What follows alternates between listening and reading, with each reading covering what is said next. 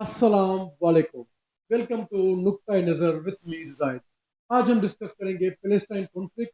मैं आपको बताऊंगा ये जो इशू है ये ओरिजिनेट कहाँ से हुआ, और उसके बाद हम उसमें जो रिसेंटली एक्टिविटीज हुई हैं अक्टूबर 7 के बाद और इसराइल की जो जीनोसाइडल वार है उसको डिस्कस करेंगे। और फिर मैं आपको middle east as a whole बताऊंगा कि मिडिल ईस्ट क्राइसिस जो है वहाँ पे किस तरह से वो जन्म ले रहा है। और उसके बाद मैं आपको at the end of the video में आपको बताऊंगा कुछ पॉसिबल सोल्यूशंस इस सारे प्रॉब्लम्स की। तो मेरे साथ जुड़े रहिए। तो अगर हम पैलेस्टाइन कॉन्फ्लिक्ट की ओरिजिन की बात करें तो इसकी ओरिजिन जो है वो होती है आपकी वर्ल्ड वार 1 के एंड में।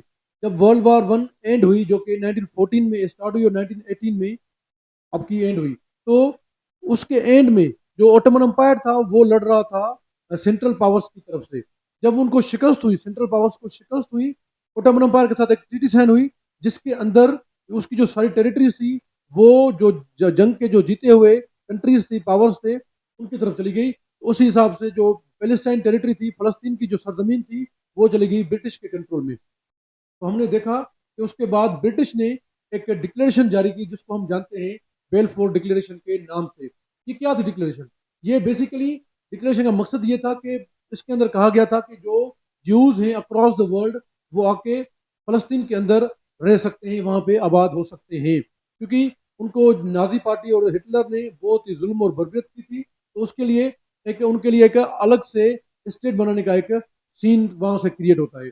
और हमने देखा कि 1947 के अंदर यूएन ने एक रेजोल्यूशन पास किया जिसके अंदर उन्होंने टू स्टेट सोल्यूशन सोल्यूशन का कहा कि भाई फलस्तीन की टेरिटरी के अंदर दो रियासतें बननी चाहिए, एक जूस के लिए, दूसरी जो वहां पे अरब मुस्लिम्स रह रहे हैं उनके लिए। तो हमने देखा कि उसके बाद 1948 में इसराइल ने इंडिपेंडेंस डिक्लेयर की, और जब उन्होंने इंडिपेंडेंस डिक्लेयर की तो उसको मुस्लिम वर्ल्ड और अरब कंट्रीज ने रिजेक्ट किया, और उसने उसके बाद एक वॉर होती है, जंग होती है, जिसके नतीजे में होता क्या है कि इसराइल जो था वो विक्टोरियस होके निकलता है, और जो मुस्लिम कंट्रीज थी, जो अरब कंट्रीज थी, उनको शिकस्त होती है, और इसराइल जो था अपनी उसने अपनी जो टेरिटरीज थी उसको एक्सपेंड किया, और उसके बाद हमें नकबा देखने को मिला जिसके अंदर एक हजारों के तादाद में जो फलस्तीनी थे उनको अपने घर छोड़ के जाना पड़ा, एक बड़े मिकदार पे जाके उनको अपने घर छोड़ के जाना पड़ा। तो उससे एक क्राइसिस था वो बड़ा।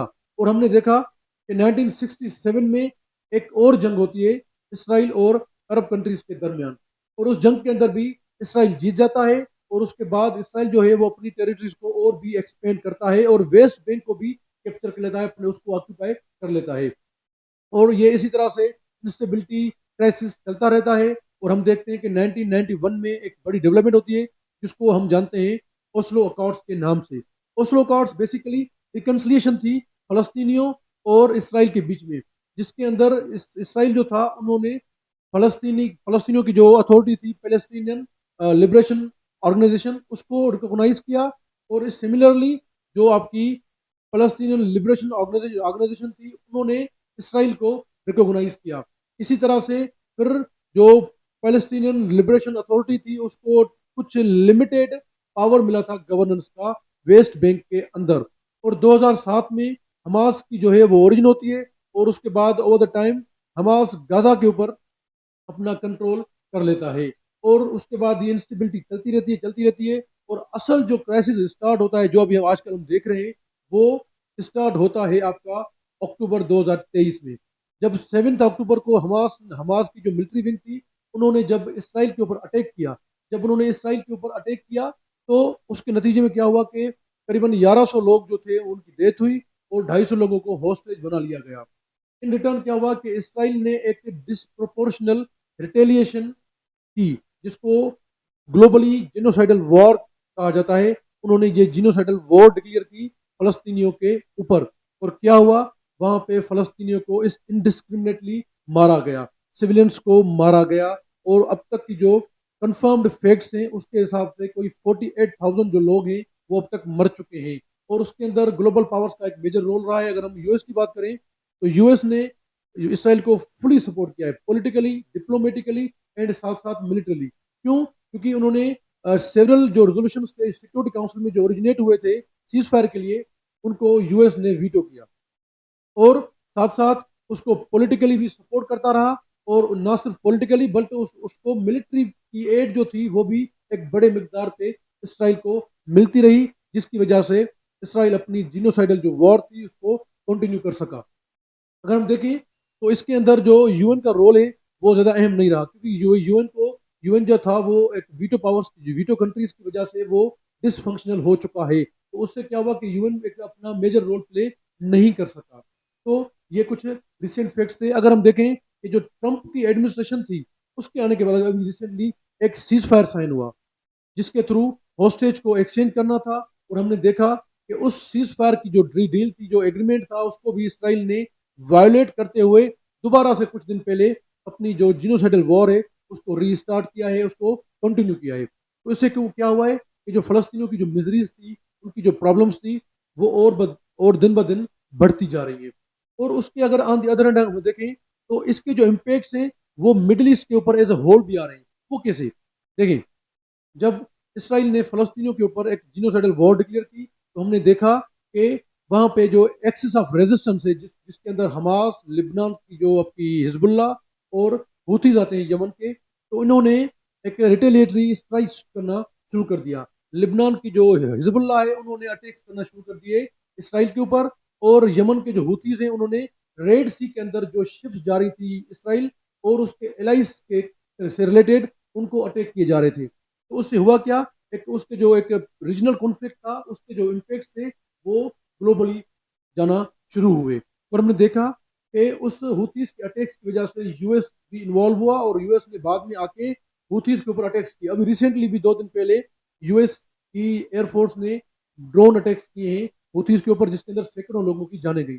और on the other and Israel ने कुछ वीक्स पहले लिबनान के ऊपर एक ऑपरेशन लॉन्च किया, लिबनान के तरफ ऑपरेशन लॉन्च किया, जिसके अंदर भी सैकड़ों लोगों की जाने गई। और इससे क्या हुआ, इस क्राइसिस से हमने देखा कि ये एक पहली बार इस तरह से सिवियरली ईरान और इसराइल डायरेक्ट कन्फ्रंटेशन में आए।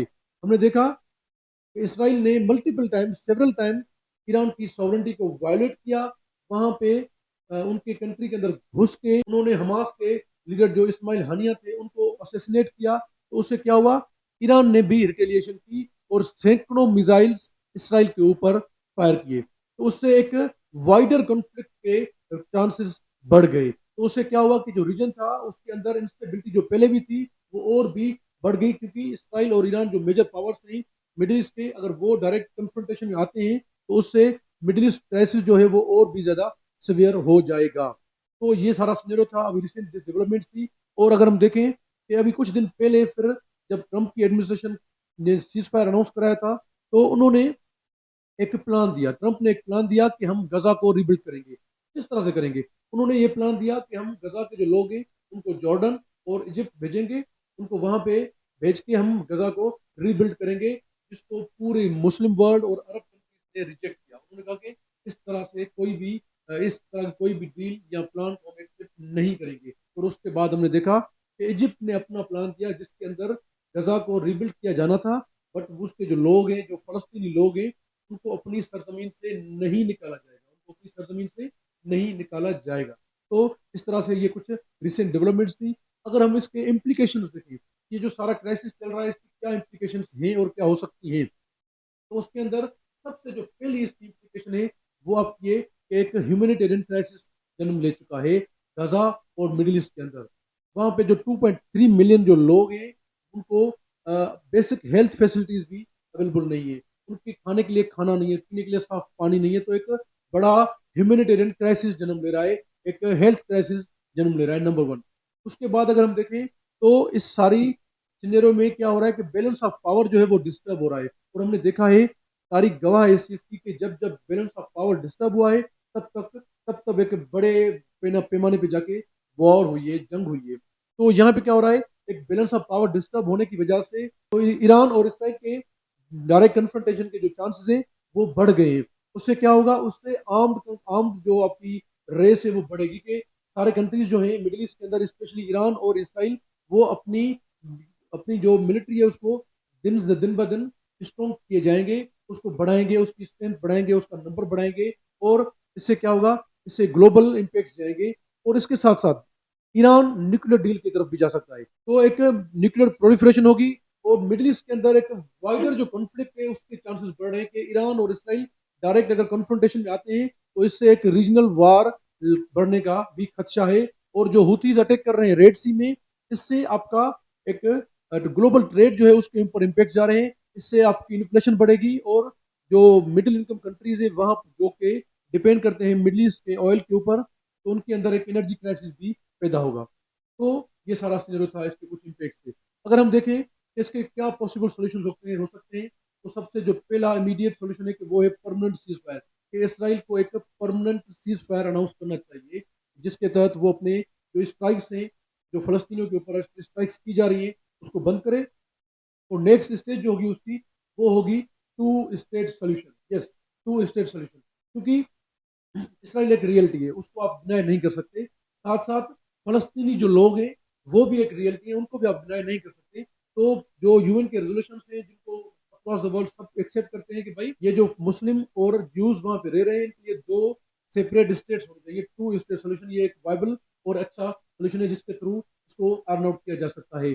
और यूएस को भी चाहिए कि वो अपना पॉजिटिव रोल प्ले करे और ईरान को एंगेज करके उसके साथ जो न्यूक्लियर डील जो लास्ट एडमिनिस्ट्रेशन थी ट्रम्प की, उन्होंने विद्रॉ किया था, तो वो इसको फिर री इंटर करें और ईरान के साथ न्यूक्लियर डील के ऊपर आप टर्म्स एंड कंडीशंस तय करें, ताकि आप उनके ऊपर सैंक्शंस कम करें और वो अपने न्यूक्लियर वेपन की तरफ ना जाएं। तो इससे एक आम जो राइवलरी है, आम जो आपकी एक रेस है वो कम होगी और न्यूक्लियर प्रोलिफरेशन नहीं होगी। तो इस तरह से आप रीजन के अंदर एक परमानेंट एंड लॉन्ग रन में आप स्टेबिलिटी लेके आ सकते हैं। तो ये था आज के लिए।